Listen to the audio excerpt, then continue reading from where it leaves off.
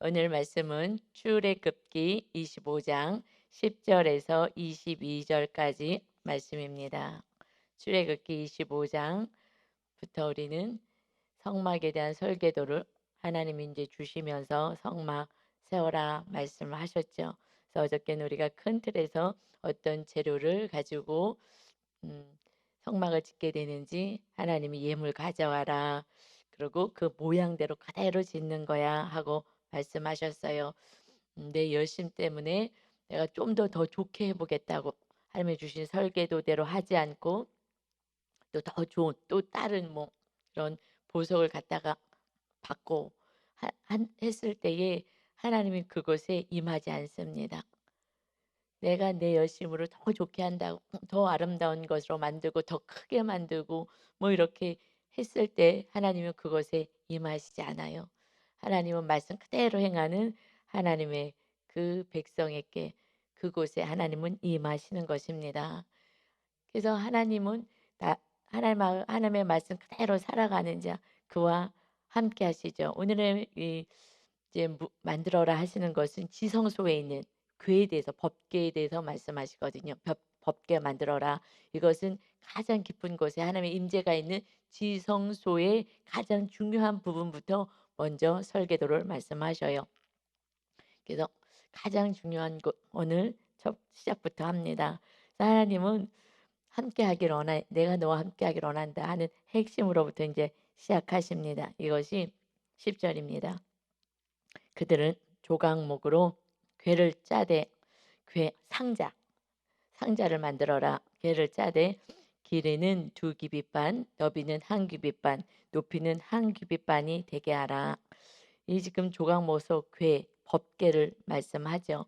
우리는 이제 이 성소에 대해서 많이 배우고 다 아시는 분은 아시지만 지성소 가장 깊은 곳 대제사장이 1년에 한 번 속죄하러 백성의 죄를 속죄하러 들어가는 그곳이 지성소죠. 근데 거기엔 딱 한 가지가 있어요. 법궤 하나만 있습니다. 그러니까 가장 중요한 그것부터 이제 만들게 하고 알려주십니다. 그것은 조각목. 이 나무가 조각목인데 이것은 아카시아 나무예요.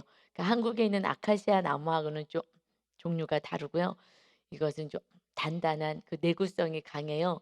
단단한 그 나무인데 좀 가볍고 이런 나무를 사용하게 하십니다. 왜냐하면 또 이동을 해야 되거든요. 지금 시내산에서 하나님의 말씀을 받고 이 성막을 다 완성하고 그 다음에는 가나안 땅 들어갈 때까지는 계속 이동해서 메고 가야 되기 때문에 이렇게 하나님이 좀 가볍고 또 이렇게 단단한 이 조각목으로 해라 하고 말씀을 하신 거예요.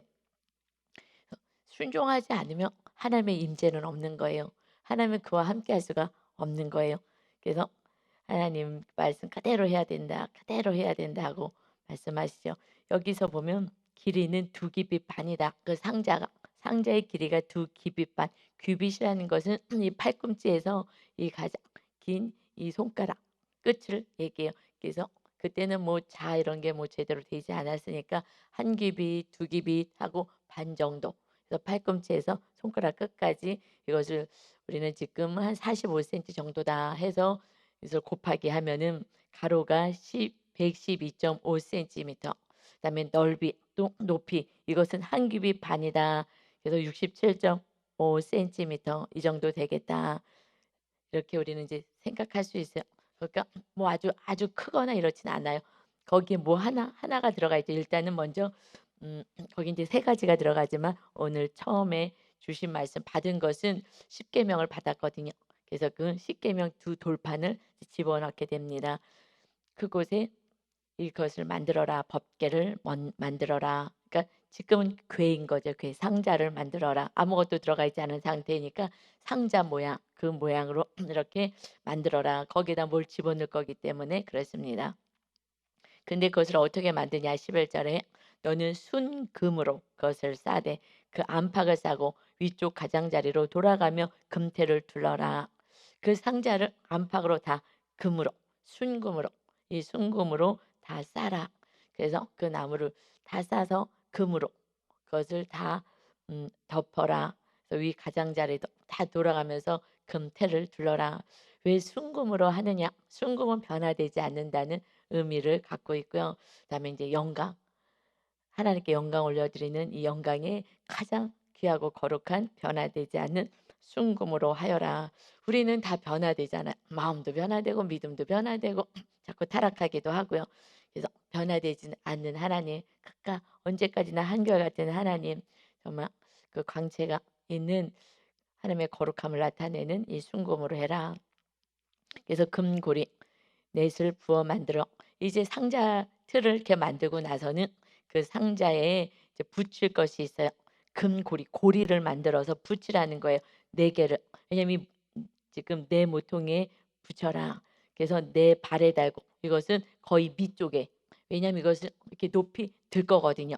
그 채를 껴서 그 고리에다가 채 두 개, 긴 채를 껴 갖고서는 네 명이서 이렇게 들고 올라갈 거기 때문에 이것을 밑으로, 이 하나님의 임재를 상징하는 이 법궤를 밑으로 들 수가 없기 때문에 그 상자 맨 밑쪽에다가 고리를 달고서는 채를 끼게 하기 때문에 그 발에 달아라. 밑에 달고 아래에서 이렇게 상자를 들면 상자가 이제 사람 머리 위로 올라갈 수 있죠. 어깨 위로 올라갈 수 있게끔. 그래서 높이 들릴 수 있게끔 발 쪽에 그 밑쪽에다가 달아라. 이쪽에 두 고리, 저쪽에 두 고리를 달아라. 양쪽으로 긴 채를 낄 수 있기 끼워야 되기 때문에 양쪽에다가 이 네 개를 만들어서 낄 수 채, 그러니까 긴 막대기를 낄 수 있게끔 해라. 막대기를 이제 앞뒤에서 붙잡고 그리고 들고서는 이동할 거거든요. 13절에 조각목으로 채를 만들 때 이 채도 조각목으로 해라. 긴 막대기 이 채를 만들어라. 그래서 그 고리 두 개를 껴 갖고 고기 있는 대로 껴서 그걸 들 수 있게끔 하는 거죠. 다 금으로 써야 된다. 14절에도 그 채를 양쪽 고리에 끼워서 궤를 매게 해라. 이거는 매교에서 그 나무, 그 긴 나무 채를 만드는 것이다. 그래서 고리가 붙어 있어야지 거기다 끼죠. 어떻게 낄 수가 없으니까. 그래서 긴 채를 낄 수 있게끔 만듭니다. 그래서 15절에는 채를 궤의 고리에 괸 대로 두고 빼내지 마. 이건 빼는 게 아니야. 왜냐하면 항상 이 법궤를 모시고 갈 때는 그 법궤에 손을 대면 안 되기 때문에, 왜냐하면 거룩한 성물이고 우리는 죄인이기 때문에 하나님께 가까이 가면 죽음인 거예요. 우리 죄 때문에 우리는 죽을 수밖에 없는 거예요. 그래서 안전하게 이 나무 막대기를 잡고 그리고 옮겨야 돼. 그리고 음, 이 성소로 들어가거나 할 때는 아주 철저하게 회개를 하고 들어가잖아요. 그래서 물두멍 앞에서 깨끗하게 씻고 들어가듯이 철저히 회개해야지 하나님을 만나는 거예요. 거룩하신 하나님을 인간이 만날 수가 없어요. 죄인들은 만날 수가 없어요. 그래서 예수 그리스도의 보혈로 날마다 우리를 죄를 씻어 주셔서 우리를 만나 주시는 은혜를 우리는 갖는 것입니다. 그래서 절대 빼내면 안 된다.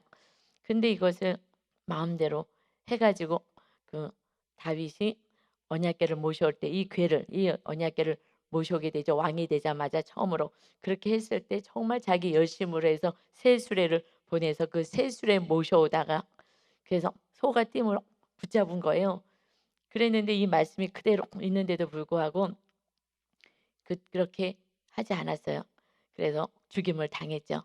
이것은 이 하나님의 말씀은 변하지 않는 거야. 순금인 거야. 변하지 않게 처음부터 끝까지 말씀이 그대로 이루어지는 거예요. 왜냐하면 이것을 막대기를 거기다 다신 것은 이거는 백성을 보호하시는 의미이죠. 보호하시는 거예요. 하나님이 거룩하신 하나님이시기 때문에 죄인이 그 하나님께 다가갈 수도 없는 거예요.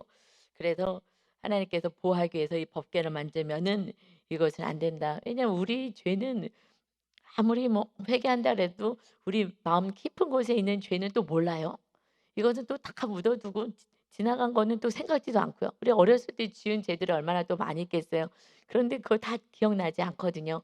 그러듯이 기억나지 않는 거예요. 그러니 우리는 죄인이었기 때문에, 그래서 내가 죄인이라는 것을 인정하고 우리가 신앙생활을 해야 날마다 거룩을 유지하고 나가요. 그렇지 않으면 나는 의로운 사람이라고 생각하면 그때부터 우리는 이제 하나님과 멀어지기 시작합니다. 왜냐하면 죄 용서가 없기 때문에 멀어지는 거죠. 그리고 우리에게는 고난의 사건만이 있게 됩니다. 그래서 빼내지 마. 이거는 반드시 너희들을 보호하기 위해서 이동할 때 있고, 왜냐하면 정착해 있지 않을까. 지금처럼 이렇게 건물을 정착돼 있지 않은, 그래서 솔로몬 때 짓게 되니까 그때까지는 이동해야 되기 때문에 내가 너희와 함께 할 것이다. 그러니 이것을 운반할 때마다 절대 성물은 만지면 안 된다. 이 법궤는 하나님의 임재를 상징하거든요. 왜냐하면 16절에 내가 내게 줄 증거판을 궤 속에 둘지라. 이것은 하나님이 함께 하신다는 거예요. 증거판이 뭐냐면 그 상자 안에 증거판을 넣으래요. 지금 24장에서 하나님께 십계명을 받아 가지고 하나님이 주신 이 증거판을 넣게 되거든요. 그래서 하나님께 24장의 언약, 십계명으로 언약을 맺었잖아요. 이것을 하나님이 친히 이제 써 주시거든요. 그래서 이 써 주시는 이 판을 돌판에다 하나님이 친히 써 주셨어요. 이것은 누가 기록할 수도 없고 지울 수도 없는 거예요. 이건 그대로 이루어지는 거야. 이것이 계명이 하나님을 사랑하고 우상 섬기지 마 하고 말씀하신 거죠. 안식일 거룩하게 지켜라. 안식일은 하나님과 함께하는 날이야.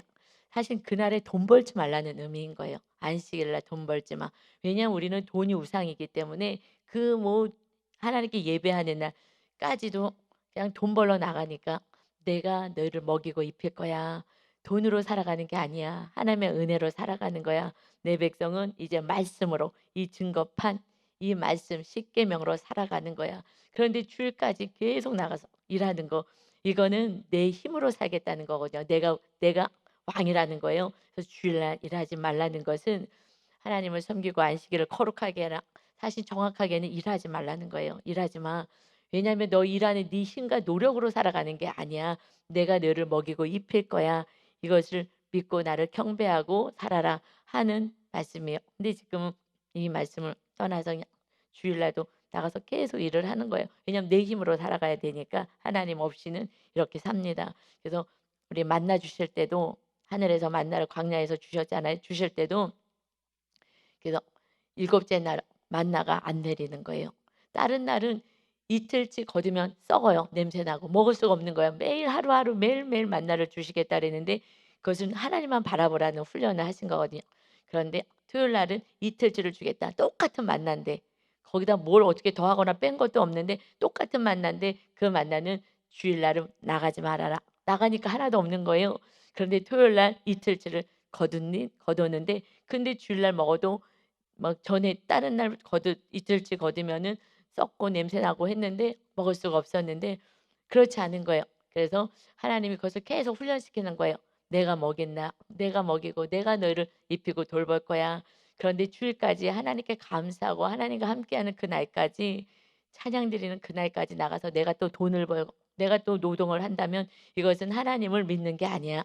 라는 것을 그 광야에서 그렇게 훈련을 했는데 지금은 뭐 이제 세상이 돈 중심으로 가서 기계 중심으로 가다 보니까 기계에 사람이 맞춰서 기계가 돌아가니까 밤낮으로 이제 일하면서 이 세상을 정말 막 이 매연이니 뭐 여러 가지 공장 돌아가는 것으로 통해서 이산화탄소니 여러 가지 나쁜 유해 물질이 나와서 결국 이제 지구가 더 이상 사람을 받아낼 수 없어서 토해내는 지경에 이르고 말았죠.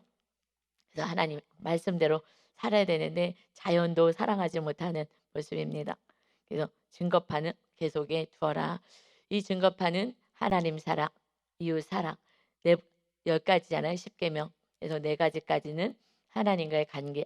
그 다음에 5번째부터 10가지는 이웃 사랑. 내 부모를 공경하라부터 시작합니다. 우리 이웃은 부모님이 태어나는데 처음 내 이웃이 되는 거잖아요. 가족이지만 나와 다른 사람이 이제 부모님이기 때문에 부모님, 형제, 뭐 결혼하고 자녀 낳고 이웃들이 이제 생깁니다. 그런데 내 부모를 용서하지 정확히 온전히 사랑하지 못하면 이웃의 사랑은 멀어요. 그래서 내가 부모님을 정말 사랑하는 그때부터 그나마 이웃으로 옮겨가죠. 그러니까 이웃이라기보다도 그러니까는 뭐 부모님 외에 형제 뭐 따르게 넘어가죠. 부모님을 온전히 용서하지 못할 때는 정말 이웃은 용서할 수는 없어요. 절대 못합니다. 이것이 그냥 계명인 거예요. 부모님을 정말 진심으로 사랑하고 그냥 그 존재로 날게 뭐 많이 해준 게 없다 하더라도 그래도 나를 태어나게 하시고 또 내가 예수님 믿게 그래도 태어났으니까 예수님 믿고 영원한 천국에서 사는 거예요. 안 태어났으면 뭐 천국도 없고 아무것도 없는 거예요. 그런 인생을 정말 영원한 천국에서 아름답게 살 수 있도록 나를 태어나게 하신 그 부모님, 그 생명만 주신 것만 해도 사실 감사한 거죠. 그런데다가 예수님을 믿게 하신 부모님이라면 너무 감사하지만 그 부모님을 정말 진정으로 존재 자체를 용서하지 못하면 이웃은 용서가 안 되는 거예요. 그래서 이 부분은 명심하고 부모님 용서가 정말 겉으로 말고 진심으로 속으로 용서가 되고 사랑이 된다면 그때부터 이웃으로 넘어가죠. 그전에는요. 부모님 사랑 용서로 이것을 실험해야 돼요. 그 계명부터 지켜야지. 그다음에 나머지 계명이 이어져서 이웃 사랑까지 갈 수가 있습니다. 이것은 가장 귀한 곳 지성소 하나님의 임재가 있는 이 증거판 위 거기에 무엇이 있느냐? 어떻게 하나님이 만나 주시냐? 사랑하는 자가 하나님의 임재를 경험한다는 거예요. 그래서 예수님은 오셔서 내가 다시 새 언약 맺겠다. 뭘 얻었어요? 새 계명. 새 계명이 서로 사랑해요. 주님처럼 사랑하는 거야. 주님처럼 사랑하는 것이 계명이거든요. 그 계명을 실천하는 게 믿음인 거예요. 그러니 우리가 뭐 손에서 불이 나가고 또 신유은사가 있어서 막 다 치료를 하고 뭐 이런 어마어마한 이것보다 더 큰 은사를 사모하라. 이것은 사랑이다라고 말씀하셨죠. 그래서 더 큰 은사, 주님 같은 사랑, 끝까지 용서하고 사랑하는 그 사랑. 이것이 우리들의 영성이에요. 얼마나 이웃을 사랑하는지 그것이 믿음이고 영성인 것입니다. 이것이 은사는 뭐 그때 하나님이 도구로 주셨어요. 뭐 치료할 수도 있고 뭐 이렇게 눈에 보이는 뭔가를 할 수는 있으나 이건 은사예요. 은사 걷어가면 땡이에요. 그러나 사랑은 열매인 거예요. 사랑은 열매로 맺는 거예요. 내 삶에 하나님의 말씀대로 주님의 사랑으로 채워질 때 그때 열매로 나타나는 거예요. 은사는 걷어가면 없어요. 아무것도 아니에요. 꽝이에요 그냥. 그러나 이 사랑은 열매인 거예요. 열매.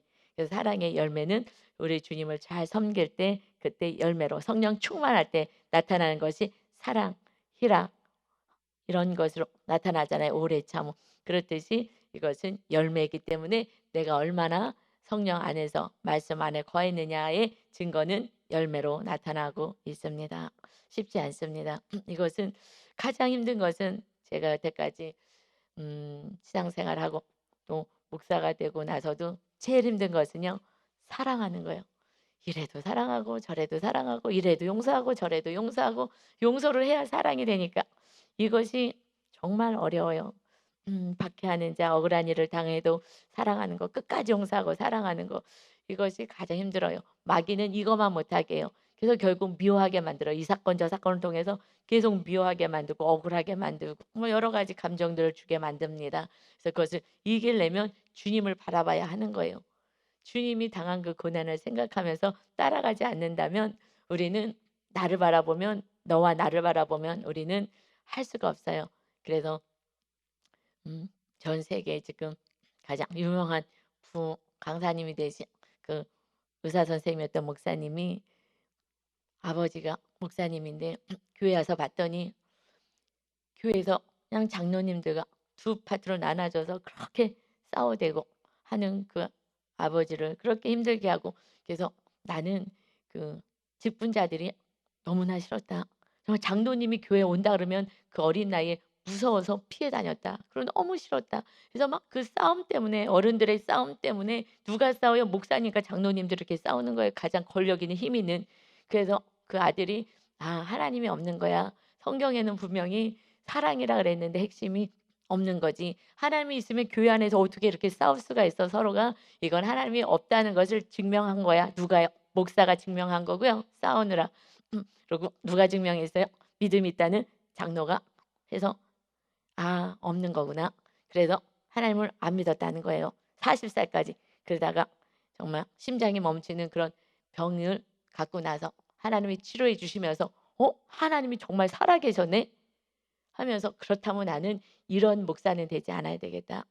근데 그 사실은 전에 간증 들을 때요. 아버님이 연세가 많으셔요. 연세가 많으시는데 뭐 이 목사님이 지금 70 넘으셨나 하여튼 그쯤 되시니까 그 아버님이 연세가 많으시죠.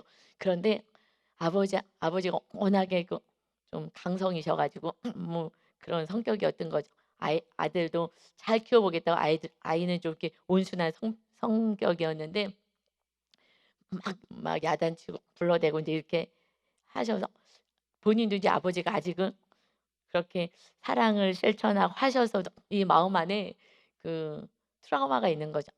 그래 가지고 아버지를 이제 연세가 많았어요. 돌아가실 날도 얼마 안 됐으니까 이게 '어깨라도 좀 주물러 드려야지.' 하고서는 이렇게 어깨를 주물러 드리려고 이렇게 뒤를 가는데 한번 딱 쳐다보니까 움찔해 갖고 그 목사님이 그 연세가 많은 70이 다 돼 가는 그 목사님이 그 아버지를 보고 움찔해 가지고 그래 갖고 다시 돌아와서 앉았다고 인제 그 간증하시는 걸 들었어요. 그냥 그렇게 무서운 거야. 너무 무섭게 싸납게. 왜냐하면 자녀를 정말 훌륭한 사람으로 키우고 싶어 가지고 막 야단치고 막 이렇게 한 거죠. 정말 잘 키워 보겠다고 야단치고 한 것이 이 자녀는 무서움과 두려움으로 돼서 목사가 되고 이분이 정말 사랑을 실천하고 온 세계를 다니면서 이렇게 본인이 사랑을 실천한 내용을 이 고난받고 수치받고 정말 매 맞고 그 깡패 아이들을 돌보는데도 그 아이들이 다 훔쳐가고 어느 날은 뭐 옷 다 훔쳐가고서는 정말 반바지 입고 강단에 섰다는 거예요. 물론 그때 아이들밖에 없었으니까 성도님 없으니까 "하나님 오늘 어떤 어른 성도는 좀 오지 않게 해 달라고." 옷을 다 훔쳐간 거예요. 그렇게 섬겨 줬는데. 다 섬겨 주고 밥 먹이고 다 해 줬는데도 그런데 아이들이 그 옷까지까지 다 양복까지 훔쳐갔는데 당신이 가장 고마워하는 분이 어떤 목사님이 자기 이 상황을 인제 어떻게 알게 돼서 양복을 해 줬다는 거예요. 그래서 양복 하나 입고 그래도 강단에 섰다고. 그런데 하나님이 걔가 인제 그 교도소에 가잖아요. 소년원에 가면 "가서 사랑해 줘라. 가서 면회해라. 복음을 전해라." 정말 울면서 거기 갔다고 얘기를 하셔요. 이것을 전하시는 거예요. 이분은 뭐 말씀 갖고 뭐 하지도 않으시더라고요. 전 세계를 지금 다니시면서 하나님 믿고 그냥 끝까지 용서하고 사랑했던 "그것 좀 전해라." 왜요? 이 시대는 그런 목사도 없고 그런 성도도 별로 없는 거거든요. 그러니까 "너가 어떻게 살아야 되는지 이 말씀 백날 줘도 백날 읽어도 백독을 하고 천독을 해도 소용없어. 기도를 아무리 많이 해도 소용없어. 그러니까 너는 이것만 전해." 그래서 또 간증만 한다고 엄청 또 공격을 받았어요. 계속 지금도 뭐 공격하는 뭐 목사가 말씀을 전하지 않고 지 자랑만 한다고. 믿음 약하신 분은 그걸 가지고 자기 자랑한다고. 제가 그 동영상을 보내 줬거든요. 그랬더니 그 받으신 분이 전 너무 은혜가 돼 갖고 "야 이렇게 정말 나보다 훨씬 훌륭하게 말씀대로 살고 이 고난을 다 이기고 끝까지 사랑하셨구나." 저는 너무 감동이 되고 막 도전이 돼서 이것을 사랑하는 어떤 분에게 성도님 말고 다른 데 계시는 분에게 보내 드렸어요. 그래서 "어떻게 은혜 받으셨냐."고 전화를 했더니요. 아이고 기분 나빠서 안 들었대요. "왜요?" 그랬더니 "설교 말씀을 하나도 안 하고 말씀은 안 전하고 지 자랑만 하잖아. 듣기 싫어서 그만뒀어. 목사가 말씀을 전해야지 지 자랑을 하냐?" 이러는데 깜짝 놀랐어요. '아 들을 귀 있어야 듣는구나. 내가 말씀대로 살아내는 사람 내려고 하는 사람에게는 도전이 되고 그렇지만 그렇지 않은 사람은 아니 왜 자기 자랑을 하는 거야?' 자랑이 아닌데 사실 제가 가끔 이렇게 할 때 하고 나서 약간 '혹시 오해하면 어떡하지? 나는 그런 의도가 아닌데.' 하는 그런 생각들이 있어요. 그렇지만 그냥 삶을 제가 진솔하게 얘기하는 건데 이것에 시험될 수도 있고 또 이것에 대해서도 뭐라고 할 수 있겠다. 그래서 저도 말씀만 전하고 싶을 때가 사실 많아요. 이게 갈등이에요. '아 이거 어떻게 해야 되나?' 하는데 어느 날 그 목사님도 "나도 정말 말씀만 전하고 싶은데 하나님이 그거 전하지 말라고 말씀 모르는 사람이 지금 어디 있냐고. 너는 그냥 네가 살아낸 거나 전하라고." 그래서 할 수 없이 오늘 또 얘기한다. 여러분 다 들어서 다 외우죠? 그치만 하려니까 난 또 이거예요. 하면서 말씀을 전해요. 사실 저도 이거 전할 때 말씀만 전하길 원해요. 그냥 그대로. 그런데 하나님이 지금 말씀 모르는 사람이 어디서 성경 막 다 강해해 주고 뭐 유튜브 보면은요. 뭐 이단도 얘기하고 뭐 저단도 얘기하고 다 이 말씀을 나름대로 다 해석해 줘요. 그래서 말씀 모르는 게 아니야. 말씀도 쉬운 성경 우리들 성경 뭐 세 번역 성경 아주 쉽게 다 나와 있어요. 얼마든지 지금 뭐 틀기만 하면은 모든 목사님들의 설교 다 들을 수 있어요. 지금은 말씀이 없는 게 아니라 행함이 없는 시대인 거예요. 죽은 믿음으로 살아가고 나는 믿음이 있다고 살아가는 거예요. 그러니 그 아들이 40 세까지 하나님이 없음을 부모가 목사가 장로가 직분자가 증명해 준 거예요. 그래서 저는 사실 두려워요. 저 때문에 또 우리 리더들 때문에 성도들이 상처받을까 봐 그게 사실 저는 제일 두려워요. 그래서 제가 더 낮아지고 더 겸손해지려고는 하지만 이것이 저에게는 그래서 리더들을 정말 사랑하자 이것을 계속 훈련시키는 것이 성도들은 연약한 믿음의 성도들은 또 시험 들고 상처받고 "뭐야?" 라고 얘기할까 봐 믿음을 떠날까 봐 그분도 결국 죽음 앞에서 정말 심장이 멎고 치료받을 수 없는 그 상태가 되었을 때 하나님을 만난 은혜가 있으나 사실 믿음이 연약한 자들 성도들이 시험 받는 거는 교회 안에서 "목사님 왜 직분자들 때문에 시험 받아요?" 그래서 사실 이것이 저는 제일 두렵고 떨림이 있습니다. 이 증거판은 "사랑하라."예요. 무조건 "사랑하라." 너가 생명 내려놓고 너는 끝까지 사랑하는 거야. 제가 여지까지 신앙생활하면서 이것이 가장 어려웠어요. 저는 울면서 사랑을 많이 했어요. 울지 않고는 살아갈 수가 없어요. 내 뜻대로 하고 싶으니까. 정말 얼마나 제가 믿음이 연약하냐면 시어머니 한 분 모셔오는 것도 과거에 물론 저를 사랑해 주지는 않았어요. 그러나 또 저에게 뭐 그렇게 악하게 하지도 않았어요. 그러나 그 시어머니 모셔오는 것도요. 제가 힘들더라고요. 이렇게 목사도 별 볼 일 없는 거야. 그냥 사랑은 참 어려운 것 같아요. 그래도 지금 모시고 어머님이 "너도 힘든데 내가 나가겠다." 그럴 때 정말 세 번째 붙잡고 나가지 마시라고 "그냥 같이 살자고. 우리 구원해야 되지 않냐."고 그러고 섬겼을 때 그때 제가 세 번째 정말 2시간을 울면서 제가 "나가지 마시라고. 나랑 같이 살자고. 힘들어도 같이 살자고." 그때 사실 울면서 얘기하는 게 어머님을 붙잡고 싶은 마음도 있지만 끝까지 사랑하는 게 힘들더라고요. 그래서 어머니의 구원 때문에 뭐 울면서 그때 했을 때 사실 제 안에 있는 마귀가 떠나갔어요. 그다음부터는 옛날엔 시어머니, 시어머니 했거든요. 사실 그런지도 몰랐어요. 어느 날 제가 어머니, 어머니 하더라고요. 그러니까 누군가 이렇게 얘기할 때 우리 시어머니가 시어머님이 뭐 이렇게 얘기했는데 어느 날부터는 어머님이, 어머님이 해요. 근데 그날 정말 가슴 안에 뻥 뚫림과 같이 있는 것이 힘들지가 않더라고요. 그래서 '아 이거는 내가 끝까지 살아내려고 하면 성령님이 임하셔서 주님의 사랑으로 감당하게 하는구나. 그전에는 내가 어떻게 좀 더 가까이 더 사랑해 보려고 애를 썼는데 안 되더라고요.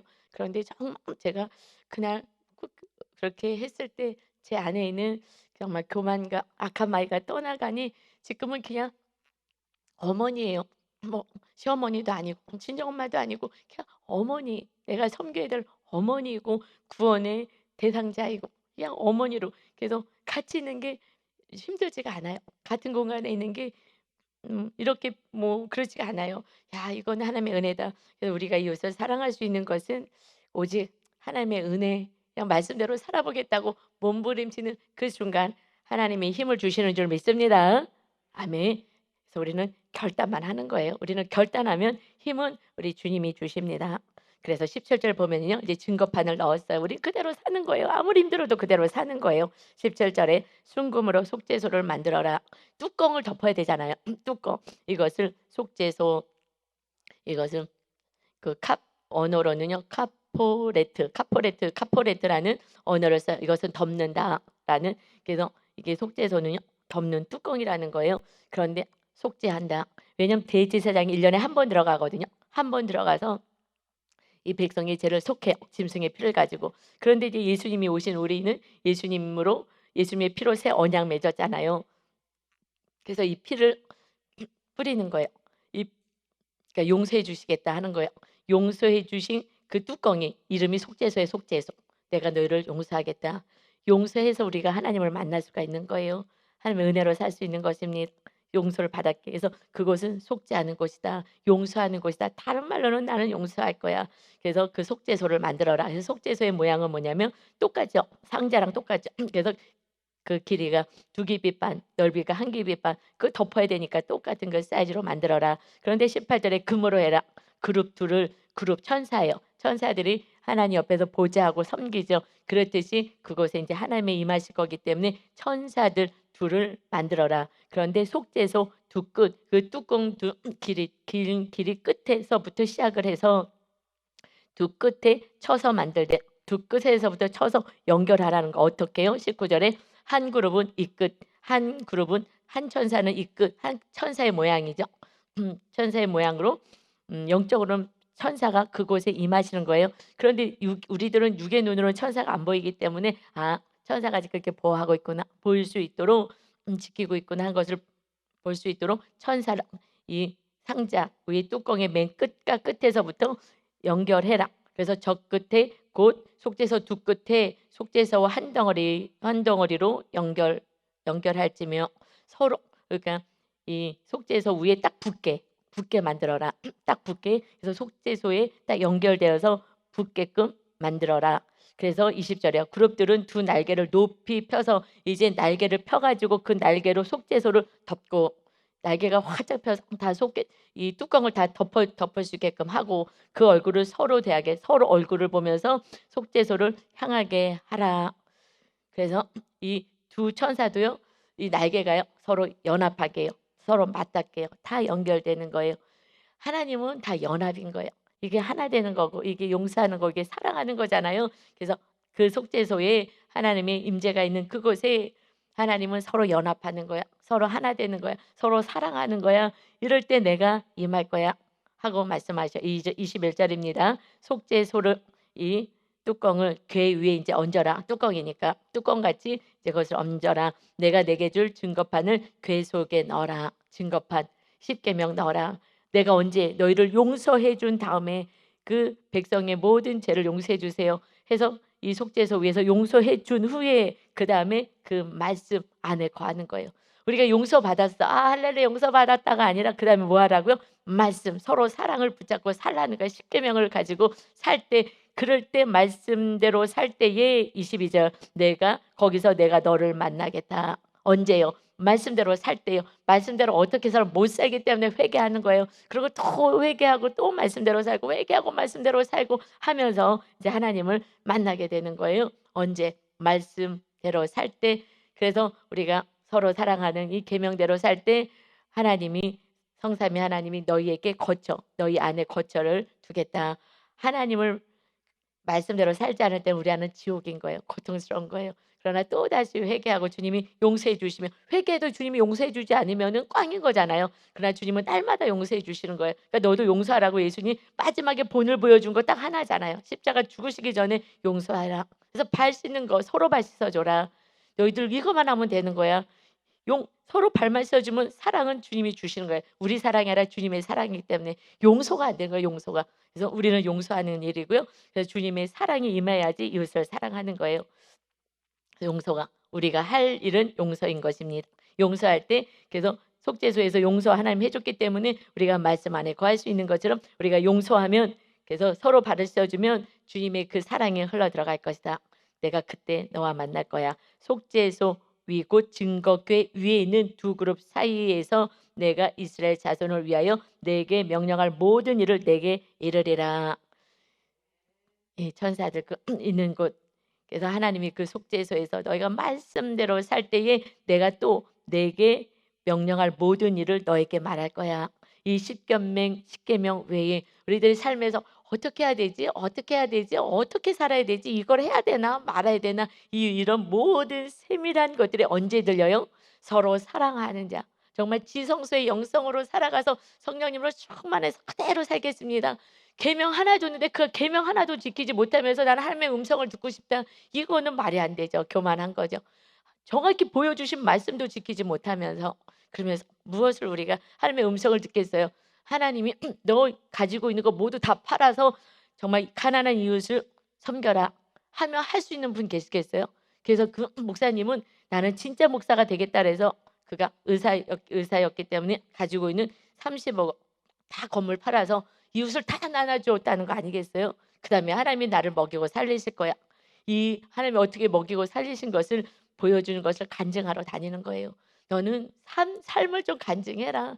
그냥 말씀 갖고 쪼개고 자르고 뭐 말씀 갖고 하는데 말씀 백날 해봤자 소용없어. 너는 다른 목사들처럼 말씀 전하지 마. 말씀 몰라서 지금 지키지 못하는 성도가 어디 있겠어요. 말씀 홍수 시대예요. 그런데 행하질 않아. 너는 그냥 행하는 것만 얘기해. 자기 모든 걸 다 팔아서 정말 낡아지지 않은 배낭을 만들고 많은 영혼들을 정말 어떻게 살아가야 되는지를 알려준 거예요. 그런데 하나도 없는데 하나님이 먹이고 입히고 지금 전 세계를 다니면서 사역을 하셔. 그래서 들어보면 맨날 똑같은 말씀을 하세요. 저도 여러 번 들으니까 이제 저 다 알겠더라고요. 그래서 요즘은 사실 듣지는 않아요. 근데 우리 성도님들이 좀 다른 이제 연약한 분들이 이제 듣고 도전을 받아야 되겠죠. 저는 이제 말씀 읽을 시간이 없으니까 말씀 보고 이제 제가 말씀대로 살고 그래서 처음에 제가 많이 도전을 받았죠. '아 정말 귀하시다.' 근데 저는 제 마음에는 이 시대에 저는 가장 존경하는 목사님은 제가 뭐 지금은 뭐 설교나 이런 걸 왜냐하면 늘 똑같은 말씀이니까 말씀이 아니라 간증이니까. 그래서 지금은 뭐 이렇게 잘 듣지는 않지만은 제 마음속에는 제가 가장 훌륭하시다. 그래서 제 안에 좀 멘토와 같아요. 이분 정도로 내가 그래도 눈에 보이는 이렇게 사시는 이 시대에 분은 뭐 숨어 계신 분도 계실 거예요 분명히. 어딘가에 더 훌륭하신 분은 더 많으실 거예요. 그렇지만은 하여튼 뭐 보여진 분들 가운데는 제가 참 대단하다.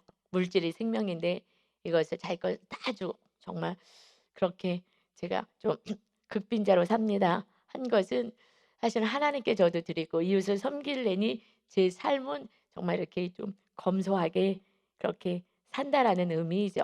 이것이 뭐 돈 자체가 없어요. 그리고 이것을 한다기보다 그냥 주어진 것을 그냥 하나님과 이웃을 섬기는다는 의미이지 뭐 나는 뭐 돈이 너무 없어요. 뭐 이런 저급한 육적인 차원이 아닌 것을 여러분 아시죠? 예. 이것도 뭐 또 오해할까 봐 또 걱정되더라고요. 목사님이 "그럼 돈 달라는 얘기가 뭐야?" 또 왜 이럴까 봐. 아 여기서 뭐 간증하기에는 좀 조심스럽기는 해요. 왜냐하면 해석이 다양하니까 자기 수준대로 하니까 그 목사님 간증 듣고서는 재수 없다고 지 잘난 척한다고 제가 너무 충격받아 갖고 그다음부터는 제가 간증할 때 되게 조심스러운 거예요. 뭘 해도 조심스러운 거예요.